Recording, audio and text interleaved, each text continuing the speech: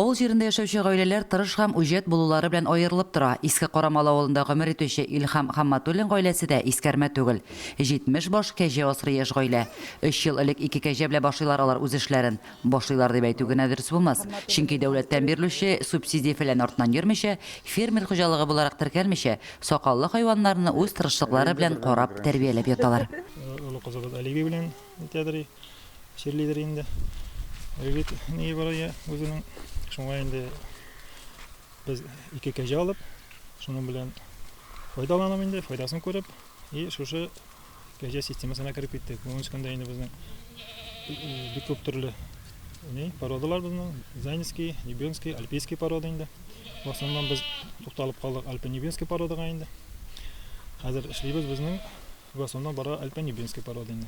Безнең хуҗалыкта 70 кәҗә бар инде. Шуның 35-е сауыла.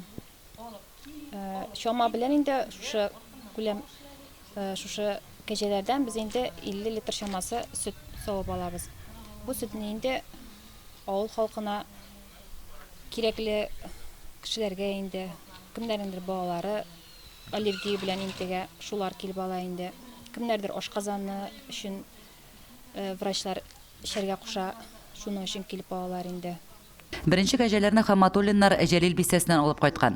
Бүген аларның хуҗалыгында Нубийский, Альпийский, Заанинский токымлы кәҗәләр тәрбияләнә.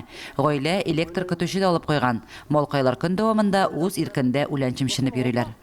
Безнең әле бүгенге көндә үзебезнең бюджет белән инде дәүләт программасы кулланган юк. Ул программалар белән кызыксынабыз. Бүгенге көндә инде анда инде мөмкинлекләр бик зур. Алдагы яшәйсе нидә инде? Гомердә инде Алла берсә кулланырга дигән исәп бар инде. Хамматуллиннар эшләрен гаилә белән бергәләп алып баралар. Ярдәмгә 3 балалары да килә. Миңа 13 яшь, мин мәктәптән кайткач, әти белән бергәләп кәҗәләрне карыйбыз инде. Җәй вакытларында без кышкылыкка аларга печән әзерлибез. Әби бабайларыбыздан ишетеп белүебезчә, кәҗә сөтенең файдалы үзлекләре бик күп. Аллергиягә файдасы ифрат зур дип тә беләбез. Дөрес әйткәннәр, теләгән әмәлен, теләмәгән сәбәбен табар дип. Бу гыйбарә нәкъ менә Иске Карамал авылында гомер итүче Хамматуллиннар турында. Лилия Шәймиева, Динар Нуретдинов, Мөслим телевидениесе.